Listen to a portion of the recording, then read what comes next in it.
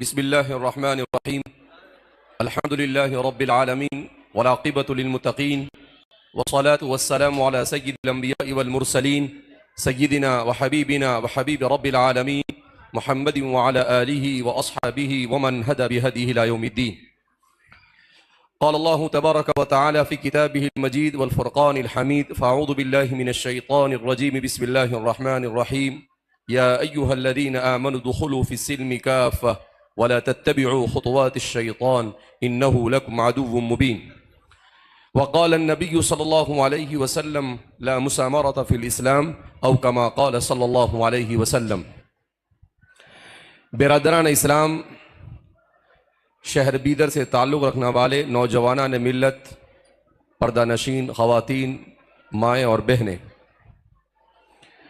हम अल्लाह रब्बुल इज़्ज़त का जितना भी शुक्र अदा करें कम है कि रब्बे ज़ुल जलाल ने हमें ईमान और इस्लाम जैसी आज़िम नेमत अता फरमाई। सय्यदुना हज़रत अली कर्रमल्लाहु वजहहु रज़ियल्लाहु अन्हु वो फरमाया करते थे कि मैंने नबी करीम सल्लल्लाहु अलैहि वसल्लम से सुना कि अल्लाह रब्बुल इज़्ज़त माल दौलत, हुस्न जमाल, ताकत और दुनिया की जितनी नेमतें हैं वो सारी नेमतें हर एक को अता करते हैं। उन्हें भी देते हैं जिनसे अल्लाह राज़ी हो और उन्हें भी अता फरमाते हैं जिनसे अल्लाह राज़ी ना हो। अल्लाह ने किसी को माल दिया तो इसका ये मतलब नहीं कि अल्लाह उससे राज़ी है। अल्लाह ने अगर किसी को मनसब, ओहदा, मकाम दिया, इज्जत दी तो इसका ये मतलब नहीं कि अल्लाह उससे राज़ी है। अगर अल्लाह ने किसी को कसरत से औलाद दी तो इसका भी ये मतलब नहीं कि अल्लाह उससे राज़ी है।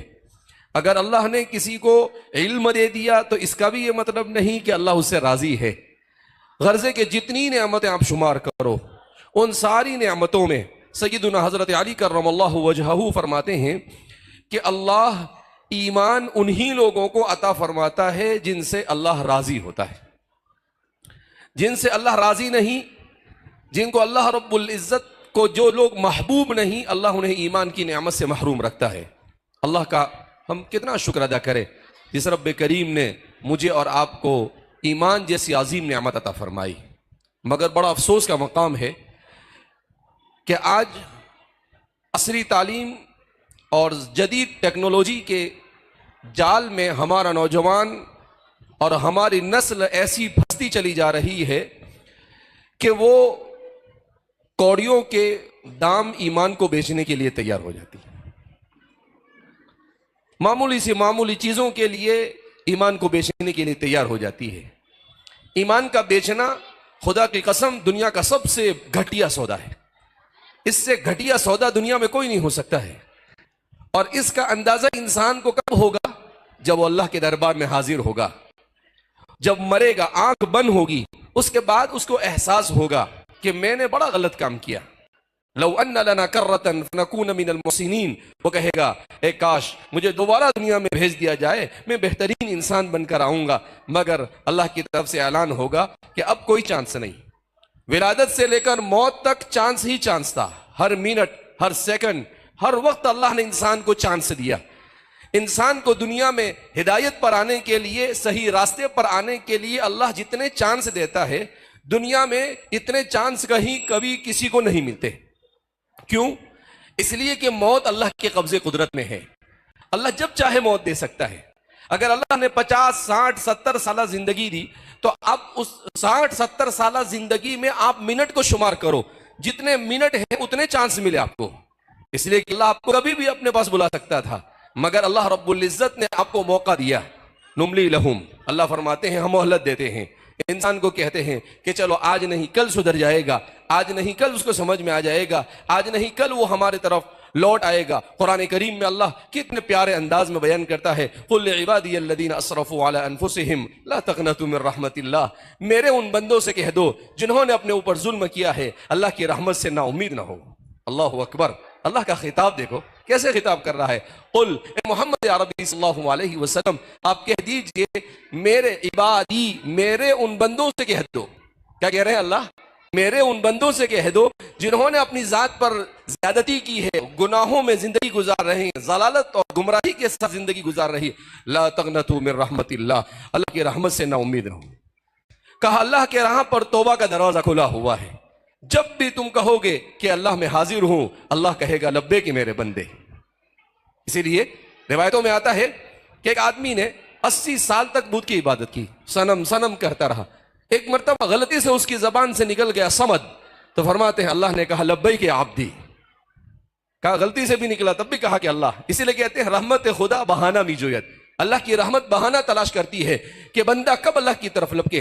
एक बुजुर्ग से किसी ने पूछा कि हजरत जो बंदा तौबा न गुनाह करे वो अल्लाह के यहां पर ज्यादा महबूब है या गुनाह न करे वो महबूब है?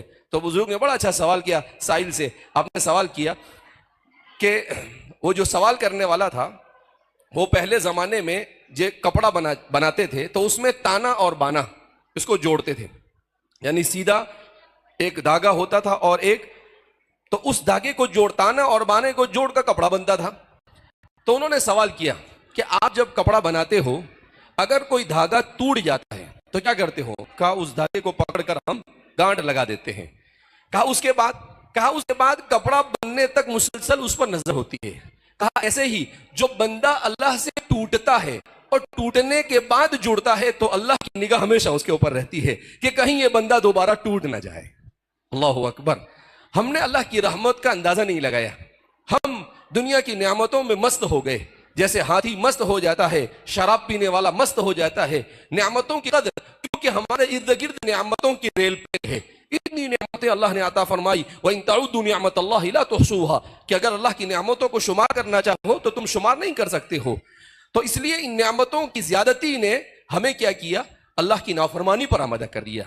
कुरान करीम में अल्लाह रब्बुल इज्जत ने कहा मा गर्रक बिरब्बिकल करीम। एक बुजुर्ग कुरान पढ़ रहे थे, जब इस आयत करीमा पर पहुंचे तो कहने लगे करमुका या रब, करमुका या रब। अल्लाह सवाल करता है मा गर्रक बिरब्बिकल करीम, ए पढ़ने वाले, ए मुसलमान, ए इंसान, तेरे रब से तुझे किस चीज ने धोखे में डाल रखा है? तो बुजुर्ग ने कितना अच्छा कहा करमुका या रब, ए अल्लाह तूने हमारे साथ करम किया इसीलिए हम तुझसे दूर है। अगर तू ऑन द स्पॉट हमारी गिरफ्त करता तो कभी भी हम बिगड़ते नहीं। कहा अल्लाह तेरी रहम और तेरी करम का हम गलत फायदा उठा रहे हैं। तो कहते करम का या रब, ए अल्लाह तूने करम किया इसीलिए हम गुनाहों के, कुरान करीम में अल्लाह खुद फरमाते हैं वलौ युआखिदुल्लाहु अन्नास बिमा कसबू मा तरका अला ज़हरिहा मिन दाब्बा। अगर अल्लाह गुनाहों पर ऑन द स्पॉट इंसान की गिरफ्त करता, यहां गुनाह हुआ यहीं पर इसको पकड़ो, तो फरमाते मा तरका अला ज़हरिहा मिन दाब्बा, रोए जमीन पर एक रेंगता हुआ जानवर बाकी ना रहता। मेरा और आपका नंबर ही नहीं लगता। ये जमीन और आसमान और ये मखलूक कब से खत्म कर दी गई होती। लेकिन अल्लाह ने निजाम बनाया है कि हर एक के लिए जिंदगी लिखी है और वो अपनी जिंदगी का निसाब पूरा कर कर जाता है। जब उसकी जिंदगी का निसाब पूरा होता है फिर उसके बाद अल्लाह रब्बुल इज्जत उससे उसका हिसाब लेगा। लिहाजा हमें इस बात को समझना है कि ये सिर्फ दुनिया ही सब कुछ नहीं है। आज का इंसान क्या समझ बैठा है, आज के वालिदैन क्या समझते हैं कि हम अपने बच्चे को डॉक्टर बनाए, हम अपने बच्चे को इंजीनियर बनाए, हम अपनी बच्ची को डॉक्टर बनाए। एक साहब मुझे कहने लगे मौलाना ये हमारी बच्चियों को बहुत समझाने की जरूरत है। मैंने कहा क्यों, क्या हुआ? कहा कि एक जगह पर हमारा जाना हुआ तो वहां जाकर हमने पूछा, मुसलमान बच्चियां नीट की तैयारी कर रही थी, तो हमने उनसे पूछा कि भाई आप नीट क्यों कर रही हो? तो कहा कि एक आवाज होकर उन सारी बच्चों ने हमें एक अजीब जवाब दिया। कहा क्या जवाब दिया? कहा हम नीट पास कर कर डॉक्टर बनेंगे और डॉक्टर बनकर इंडिपेंडेंट जिंदगी गुजारेंगे, आजादाना जिंदगी गुजारेंगे। हमें शौहर के माल की और शौहर की जरूरत नहीं होनी चाहिए, हमें किसी और की जरूरत नहीं होनी चाहिए। ये वो तसव्वुर है जो मगरिब ने दिया है, इस तसव्वुर में हलाकत है। हम इंसान इन्नमल आमालु बिन्नियत, अमाल का दारोमदार नीयत पर है। अगर हम असरी तालीम भी इस नीयत से हासिल करें कि बच्ची ये नीयत करे कि मैं गायनोकोलॉजिस्ट बनूंगी, एमबीबीएस करने के बाद विलादा करूंगी और मैं मुआशरे में औरतों के लिए पर्दे के साथ इलाज करना जरूरी है, तो मैं औरत होकर औरतों का इलाज करूंगी। खुदा की कसम उसका एमबीबीएस बनना भी इबादत बन जाए। ये तो हमारी दुरुस्त करें हम, सिर्फ पैसा बनने के लिए थोड़ी डॉक्टर बनना है। तो अगर हमारा बच्चा भी डॉक्टर बनता है लेकिन वो नियत क्या करता है? वो नियत ये करता है कि मैं डॉक्टर बनूंगा और डॉक्टर बनकर लोगों का इलाज करूंगा, तो अल्लाह हलाल रोजी देगा वो कमाऊंगा, और जो गरीब लोग आएंगे मैं उनकी खिदमत करूंगा और फ्री में उनको सर्विस दूंगा। तो उस डॉक्टर बनना क्या है? इबादत है। इबादत का मफहूम तंग नहीं, इबादत का मफहूम बड़ा वसी है। क्या वसी है कि इंसान अपने हर आदत और दुनिया के हर जायज अमल को इबादत बना सकता है। कोई भी अमल, आप तिजारत कर रहे हैं और आप दुकान में जा रहे हैं, अपने घर से निकले, आप इस्लामी तरीके के मुताबिक अपने घर से निकले। हम लोग कैसे निकलते हैं घर से? एक तो सुबह उठेंगे नहीं, क्योंकि रात में जल्दी सोते नहीं। एक साहब ने अभी मुझे धीरे से कान में आकर कहा कि हजरत एक मसला है। मैंने कहा क्या मसला? क्या उम्मत मसाइल से दो चार है। मैंने कहा क्या मसला है? कहा कि हमारा नौजवान ये रातों में होटलों पे और चौराहों पर बैठा रहता है, सोता नहीं है। ये कॉमन बीमारी हो गई है,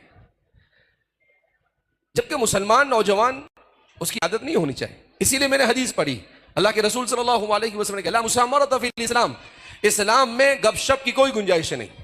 उलमा ने लिखा है रात में वक्त जाय करना और बैठकर चौराहों पर और होटलों में बैठकर, अपने घर के आंगन में बैठकर वक्त को जाय करना नाजायज है। कोई पूछे तो कह देना कि मुफ्ती हुज़ैफा साहब ने कहा कि हराम और नाजायज है।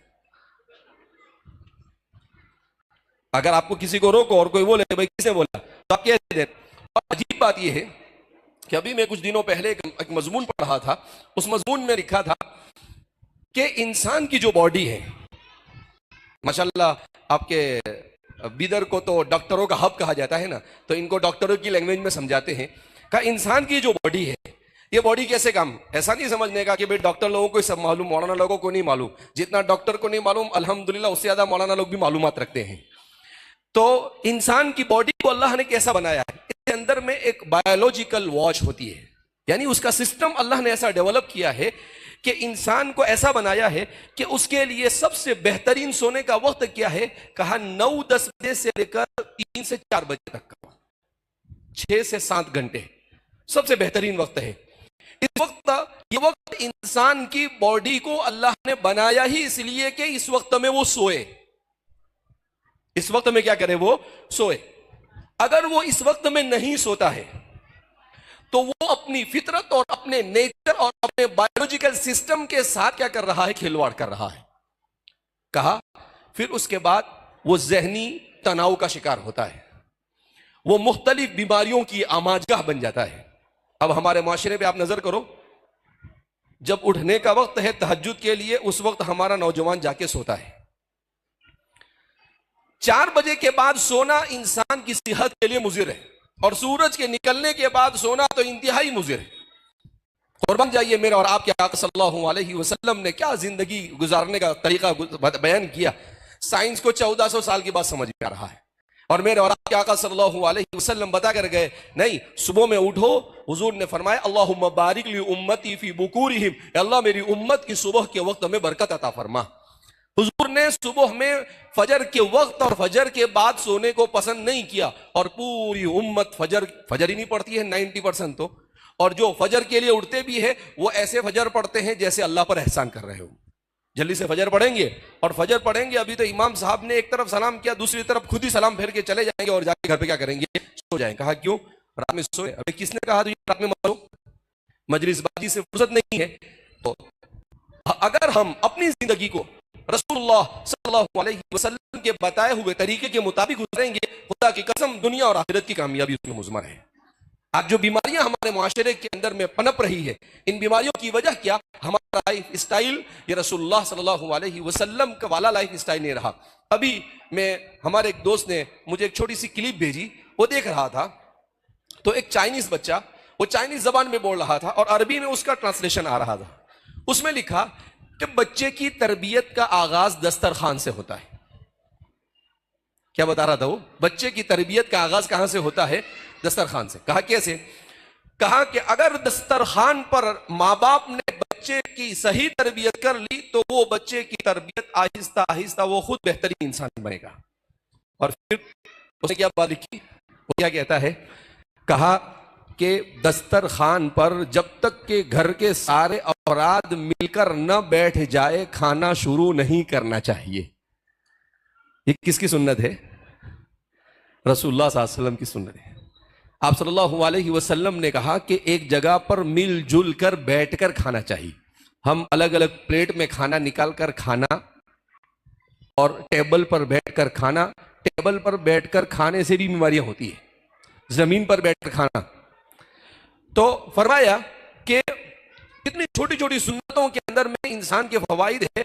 पानी को 3 सांस में पीना, यह भी इंसान के लिए बेपनाह मुफीद है। सिर्फ इतना नहीं, बिस्मिल्लाह बोलकर पानी का पीना, उस पर जापान के साइंसदानों ने रिसर्च किया तो उन्होंने कहा कि अगर पानी पर बिस्मिल्लाह पढ़ा आपने और बैठकर पानी पिया, मुसलमान नहीं है, वो अपने तजर्बात की रोशनी में जो उन्होंने मुशाहदा किया, आग की मशीनें बनाकर माइक्रोस्कोप वगैरह के जरिए से अपने आंखों से जो देखा वो बयान कर रहे हैं। वो तो कहते हैं कि अगर बैठकर पानी पिया जाता है और पानी बिस्मिल्लाह बोलकर पिया जाए और 3 सांस में पिया जाए, तो ऐसा पानी पीने से इंसान के बॉडी का सिस्टम बिल्कुल परफेक्ट काम करता है।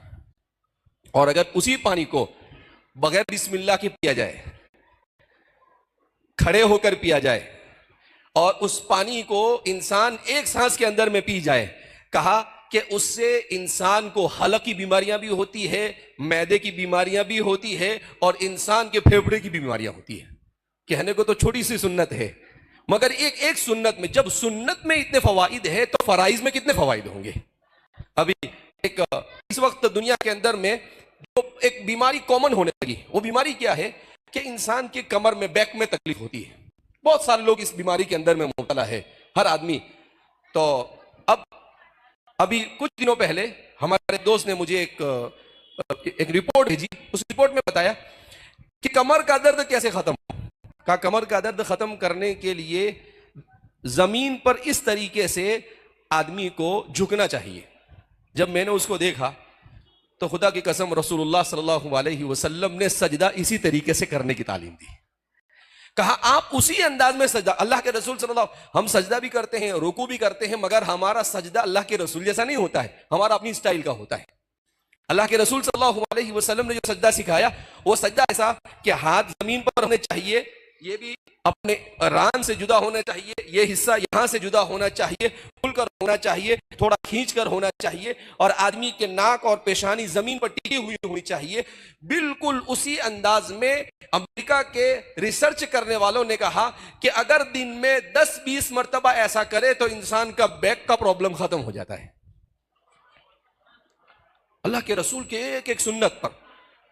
तो मैं कह रहा था कि वो चाइनीज वो क्या कह रहा था कि खाने का तरीका यह है कि सब इकट्ठा बैठकर खाए, जब तक कि बड़े लोग ना आ जाए खाना शुरू ना करें, ताकि छोटों में बड़ों का इकराम दाखिल हो।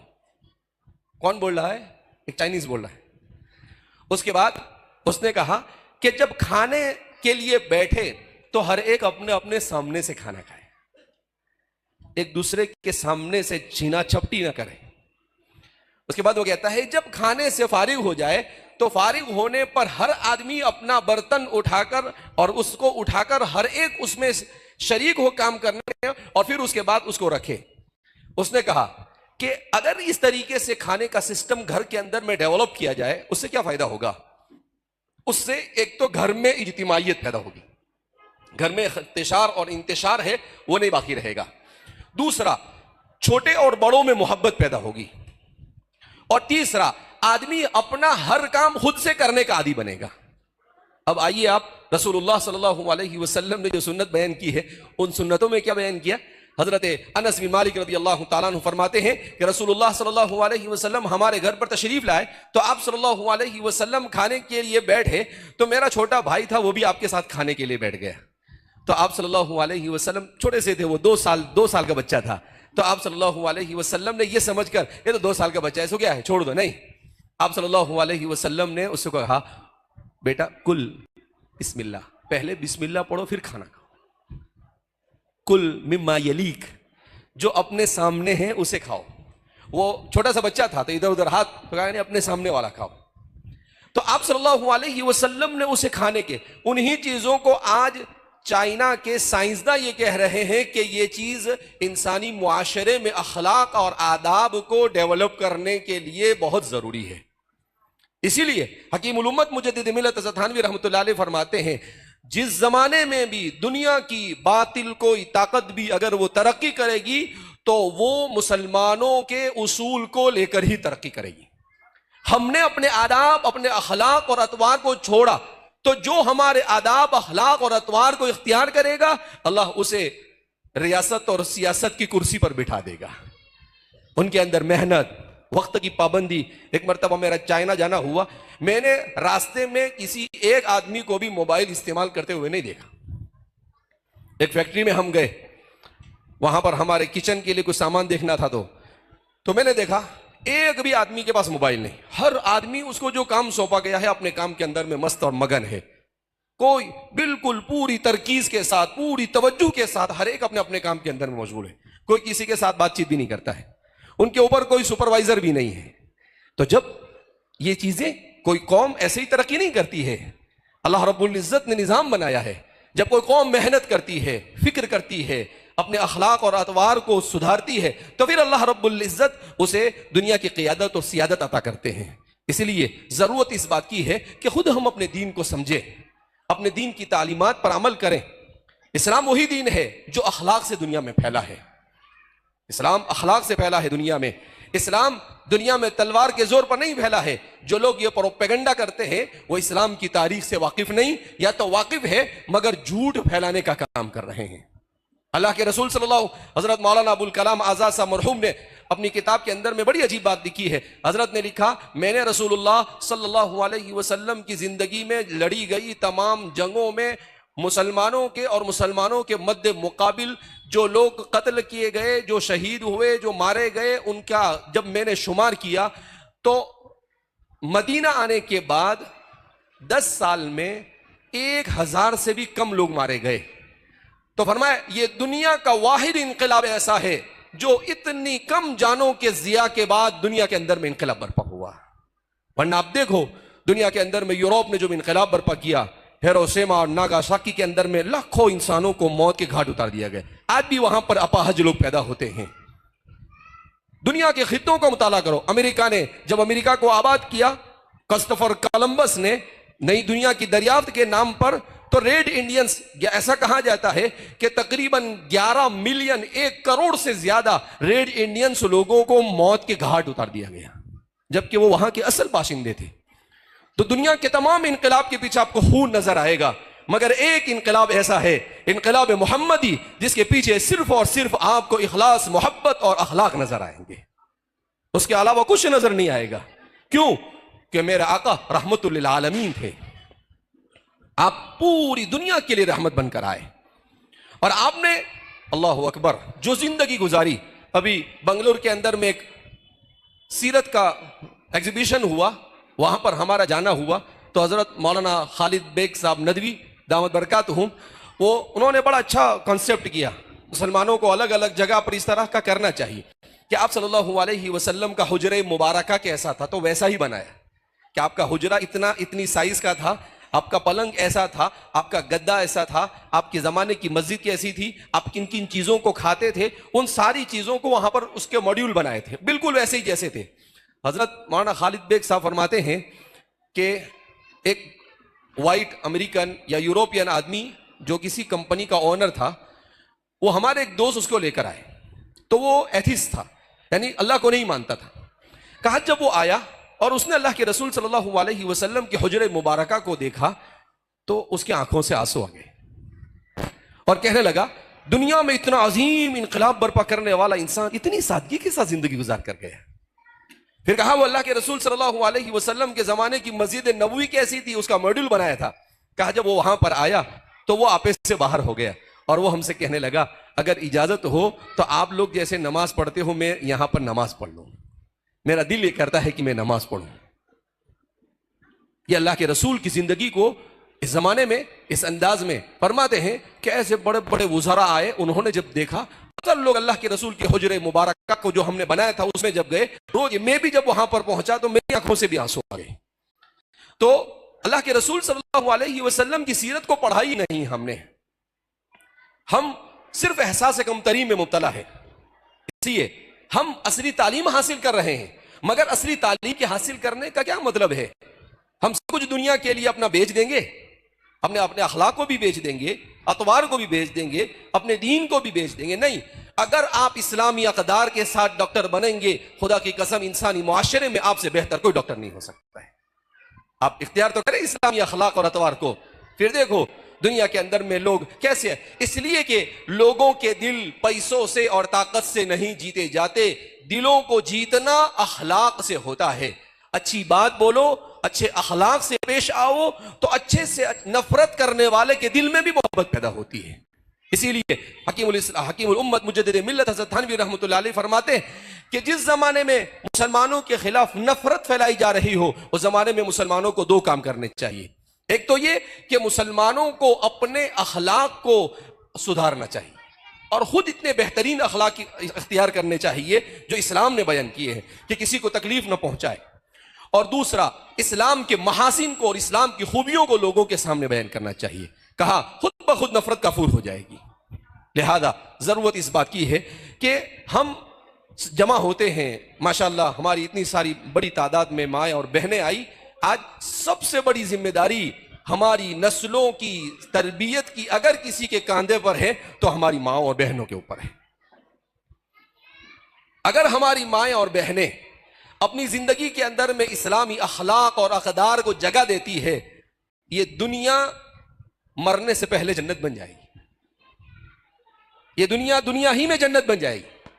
इसलिए कि नस्लें कहां पर पलती और बढ़ती है? ये माओ की गोद में पलती और बढ़ती है। जब मां की गोद बेहतरीन गोद होगी तो मुआशरे के अंदर में बेहतरीन इंसान वजूद में आएंगे। आखिर में एक आयत करीमा आपको समझा कर अपनी बात को खत्म करता हूं। अभी जुमा के दिन हम सफर में थे, तो हमारे साथ हमारे इंग्लिश स्कूल के डायरेक्टर जावेद साहब मेरे साथ थे। तो मेरी आदत है कि अगर कोई सफर में साथ में है तो उसके साथ भी कुछ ना कुछ डिस्कस किया जाए, ऐसा नहीं खामोश बैठे रहे आदमी सूफी साहब के जैसा। तो मैं सूरह कहफ की तिलावत करने लगा, जुमा का दिन था। एक दो सफ़े पढ़े, फिर मेरे दिल में आया तो मैंने उनसे सवाल किया कि जावेद सर, जी, मैंने कहा ये सूरह कहफ जुमा के दिन क्यों पढ़ी जाती है? कहा नहीं मालूम। मैंने कहा यही मसला है उम्मत के साथ,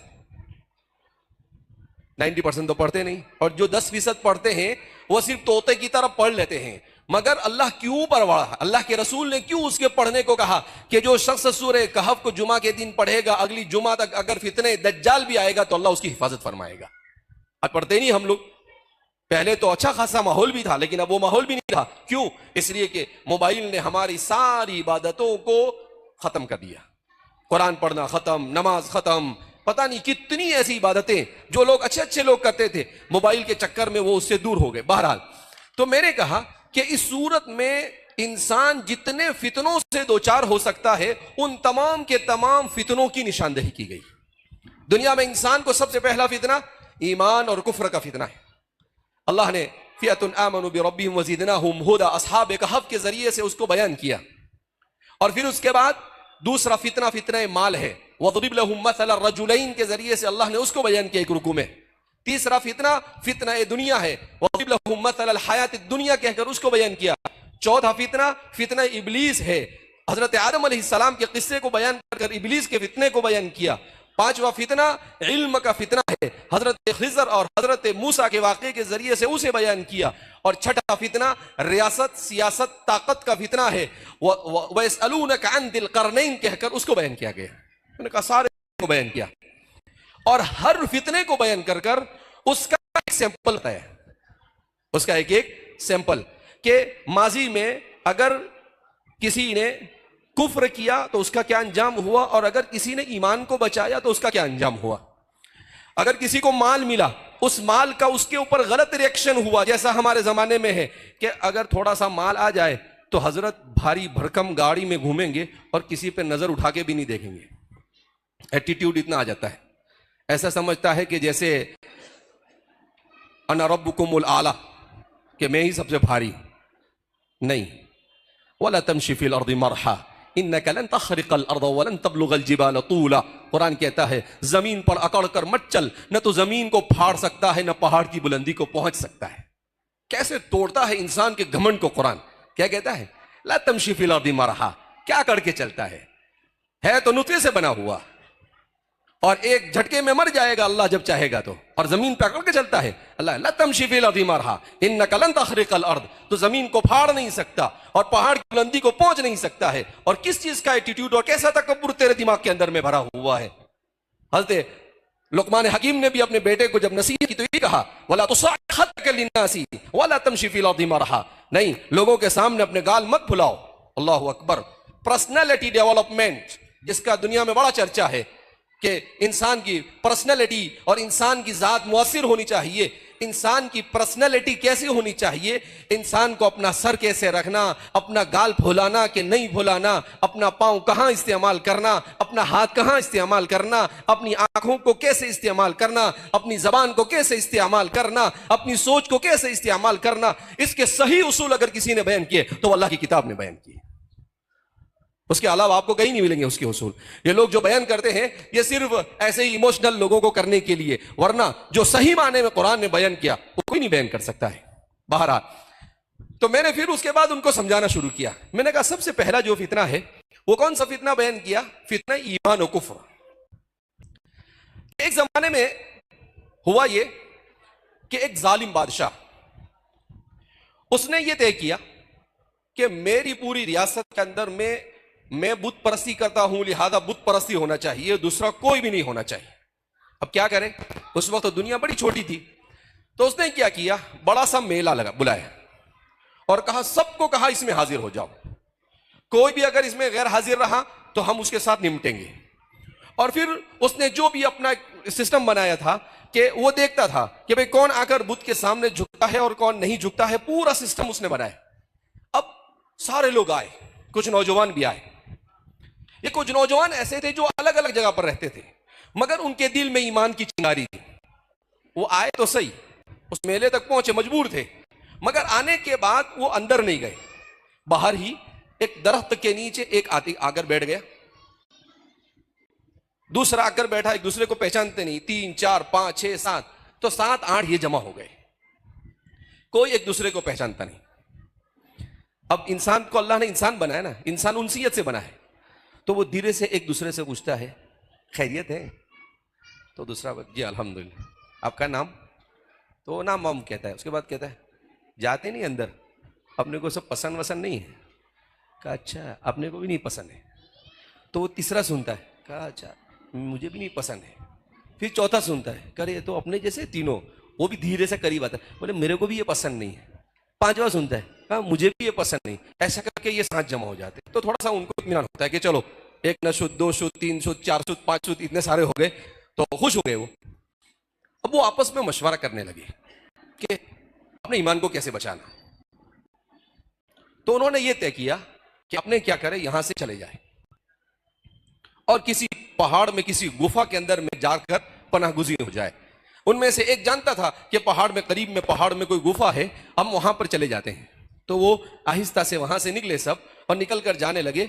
तो एक कुत्ते ने देखा कि कुछ लोग जा रहे हैं, तो वो भी उनके साथ हो गया। अल्लाहु अकबर। वो कुत्ता कैसा हो, इतनी रजील मखलूक, मगर सालिहीन की सोहबत को इख्तियार किया। कुरान ने उसका जिक्र कुरान में कर दिया। कहा जब एक कुत्ता सालिहीन के साथ सिर्फ चला तो अल्लाह ने उसको जिक्र किया। अगर एक इंसान किसी नेक इंसान की सोहबत में चला जाए तो उसकी जिंदगी में कैसा इनकलाब आ सकता है। अल्लाह अकबर। अब हो गए, जाकर क्या हुआ, वो लोग गार के अंदर में गए। अब थक गए थे बेचारे, लंबा चलकर गए थे पहाड़ पर चढ़कर। अब वो गए और जाकर सोए। कैसे सोए? उठे ही नहीं, अल्लाह ने उठाई नहीं उनको। और फिर कुरान ने जो उसकी तफसील को बयान किया, अल्लाह अकबर, पूरा साइंस सिस्टम फेल हो जाता है। तो कुरान कहता है कि जब सूरज निकलता था तो कहीं उनके चेहरे पर सूरज की गर्मी आ जाए, और गर्मी आने की वजह से वो उठ ना जाए, तो हम सूरज को थोड़ा सा साइड पे कर देते थे। तो पूरा सिस्टम बयान किया। आखिर में जो कुरान करीम ने उनके वाक़े के आखिर में एक बात बयान की है, वो बात आपको बताता हूं मैं। कुरान क्या कहता है, वो गए, वो सो गए, वो कितने साल सोए? 309 साल सोए। कितने साल सोए? अजीब, अल्लाह रब्बुल इज्जत ने जो बयान किया कि 309, अगर 309 को ज़र्ब लगाए सूरज के एतबार से तो 300 होंगे, और चांद के एतबार से लगाए तो हर 100 साल में 3 साल बढ़ते हैं। तो चांद के एतबार से 309 और सूरज के एतबार से 300। साइंसदानों का आज पता चलता है, और कुरान पूरा कैलकुलेशन कर कर बताकर क्या हो गया, चला गया। खैर, अब वो उठे, तो उठने के बाद अल्लाह ने ऐसा निजाम बनाया, खाना नहीं, पानी नहीं, कुछ नहीं, ना उनके नाखून बढ़े, ना उनके बाल बढ़े, ना उनके कपड़े मैले हुए, कुछ नहीं हुआ। कुरान तो यहां तक के बयान करता है कि अगर इंसान एक ही जगह एक ही तरफ सोता पड़ा रहे तो इंसान का उस तरफ का पूरा हिस्सा सुन्न हो जावे। का कुरान कहता है वह नुक़ल्लिबुहुम ज़ातल यमीनी व ज़ातल शिमाल, और नींद में हम कभी उन्हें दाईं तरफ करवट दिलाते थे और कभी बाईं तरफ करवट दिलाते थे। वो का करवट लेते लेते थे ताकि उनको एक तरफ सोने वाला सोइलिन की वजह से कोई परेशानी। पूरा साइंटिफिक कुरान ने बयान किया। उसके बाद क्या हुआ, अब वो उठे, उठने के बाद वो आपस में एक दूसरे से बात करने लगे। क्या बात करने लगे? अब भूख लगी उन्हें। कितने साल के बाद भूख लग रही? 309 साल के बाद। इसका मतलब क्या? हर चीज अल्लाह की मर्जी से होती है। हर चीज किसकी मर्जी से होती है? 309 साल तक अल्लाह ने चाहा उन्हें भूख न लगे तो भूख लगी नहीं। 309 साल तक अल्लाह ने चाहा वो न मरे, बगैर खाए पिए भी कुछ ना होने, कुछ नहीं हुआ, कोई बीमारी नहीं। वो उठे, अब उन्हें भूख लगी तो कहते हैं कि एक आदमी को भेजो, अस्का तामन, कहा वो जाकर देखे हलाल और पाकीज़ा खाना कहीं पर मिले तो लेकर आए। लेकिन साथ साथ में वो जो बात बयान कर रहे हैं वही बात मैं आपको बता रहा हूं। वलियतलत्तफ वला युशइरन बिकुम अहदा, कहा कि जब वो मार्केट में जाए तो वो क्या समझ रहे थे कि वो अभी सोए थे। कोई समझा 6 घंटे सोया और कोई समझा 8 घंटे सोया, उससे ज्यादा सोए नहीं, जबकि वो कितना सोए थे? 309 साल सोए। तो अब वो क्या समझ रहे थे कि वही बादशाह की हुकूमत होगी और हमको ढूंढ रहे होंगे वो, तो कहीं हमें पकड़ ना लिया जावे। इसलिए कहा कि देख भाई जा रहा है, जरा बच बचा के जाइयो, कहीं पकड़ा वकड़ा नहीं जावे, तू पकड़ा जाएगा तो हम भी पकड़े जाएंगे। तो गए काम से। खैर, तो वो क्या कहता है, वलियतलत्तफ वला युशइरन बिकुम अहदा, तुम्हारे बारे में जर्रा बराबर किसी को पता नहीं चलना चाहिए। इन्नहुम, अल्लाहु अकबर। अब जो बात बयान की है उस पर वो जावेद सर ने एक बात बताई, तो मैं अक्सर जगह पर उसके बाद से बयान कर रहा हूं। उसके बाद जो बात बयान की है वो जानने जैसे। वो क्या बयान किया कि इन्नहुम यज़हरू अलैकुम, अगर वो लोग तुम्हें पकड़ लेवे, उनको तुम्हारे ऊपर तसल्लुत हासिल हो जावे और तुम्हें गिरफ्तार करने पर कामयाब हो जावे, तो दो में से कोई एक काम करेंगे, यरजुमुकुम, या तो वो तुम्हें मार डालेंगे। वो क्या करेंगे? तुम्हें मार डालेंगे। और युईदुकुम फी मिल्लतिहिम, या वो तुम्हें अपनी मिल्लत की तरफ लौटाएंगे, यानी तुम्हें ईमान से निकालकर जबरदस्ती कुफ्र के अंदर में दाखिल कर देंगे। जब मैंने उसको अच्छे से समझाया तो जावेद सर आईबी स्कूल के डायरेक्टर रहे, उन्होंने बड़ी अच्छी बात कही। कहा कि मौलाना बहुत जबरदस्त बात है ये। मैंने कहा क्यों? कहा कि यूरोप, अमेरिका और दुनिया की तरक्की याफ्ता मुल्क जो है, ये किस तरीके से मुस्तकबिल के हालात का मुकाबला करने के लिए तैयारी करते हैं। का कुरान तो उस उसूल को बयान कर रहा है यहां पर, का असहाब कहफ ने उस उसूल को बयान किया यहां पर। कहा वो क्या? कहा वो उसूल ये है कि hope for the best, prepare for the worst. कि आप सोचो तो अच्छा, सोचो अच्छा कि अच्छा ही होगा, लेकिन आप प्लानिंग करो बद से बदतरीन हालात के भी। आप प्लानिंग करो मुस्तकबिल की तो कैसे?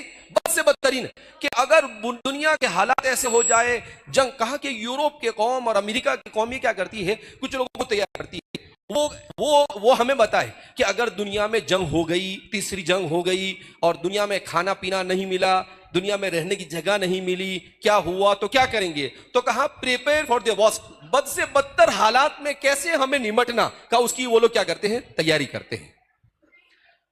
कहा असहाब कहफ ने मोमिन को इस उसूल को समझाया। असहाब कहफ आपस में एक दूसरे से क्या कहते हैं कि अगर हम पकड़े गए और हमारे सामने दो ऑप्शन आए कि या तो तुम्हें इस्लाम को छोड़कर कुफ्र की वादी में भटक जाना है, इर्तिदाद से दो चार हो जाना है, या फिर तुम्हें मौत को इख्तियार करना है?